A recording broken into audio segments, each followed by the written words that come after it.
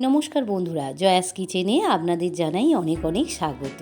আজকের আমি দারুণ স্বাদের একটা পাকা আমের রেসিপি নিয়ে এসে আপনাদের সামনে হাজির হয়েছি।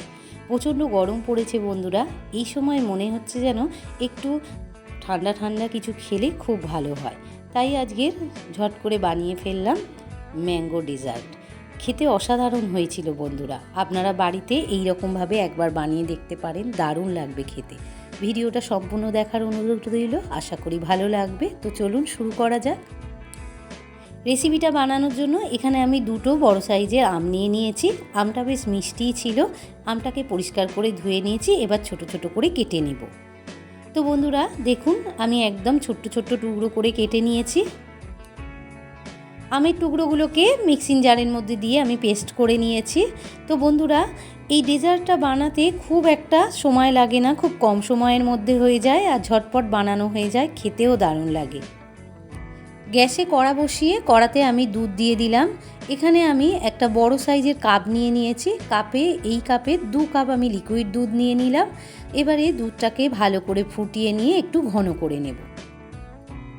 দুধটা বেশ ভালো করে ঘন করে ফুটিয়ে নিয়েছি। এবারে দিয়ে দেব 10 টাকা দামের একটা গুঁড়ো দুধের প্যাকেট।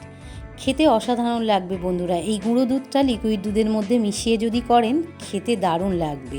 এবারে ভালো করে দুধটাকে মিশিয়ে নিয়ে একটু ফুটিয়ে নেব।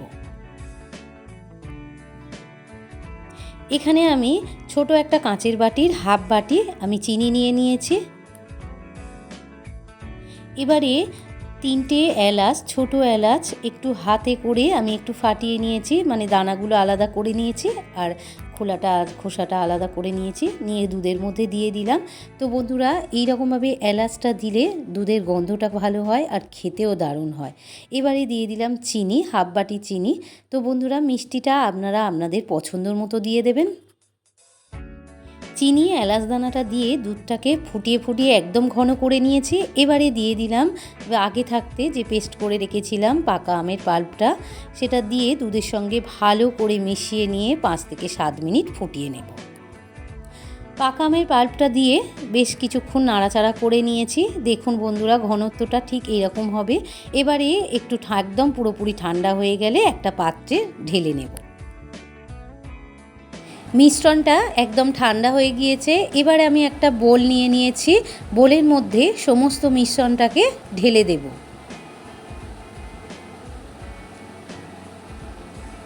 সমস্ত মিশ্রণটা আমি ঢেলে নিয়েছি। এবারে ওর ওপরে একটু কাজু আর কিশমিশ একদম ছোট ছোট করে কেটে দিয়ে দিলাম, দিয়ে ওভারনাইট রেখে দেব। তো বন্ধুরা, এই ম্যাঙ্গো ডেজার্ট তৈরি করতে আমার মেয়ে একটু সঙ্গে হেল্প করেছিল বটে। তো এবারে ঢাকা দিয়ে আমি ফ্রিজের মধ্যে ওভারনাইট রেখে দেব।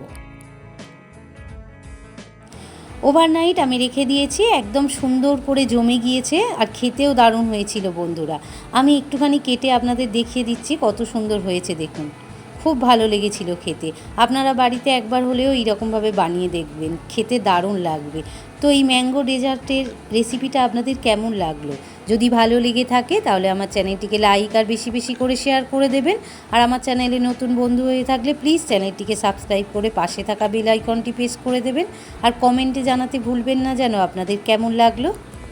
তো বন্ধুরা, আবার দেখা হবে অন্য কোনো একটা রেসিপি নিয়ে। আজ এই পর্যন্ত, ধন্যবাদ।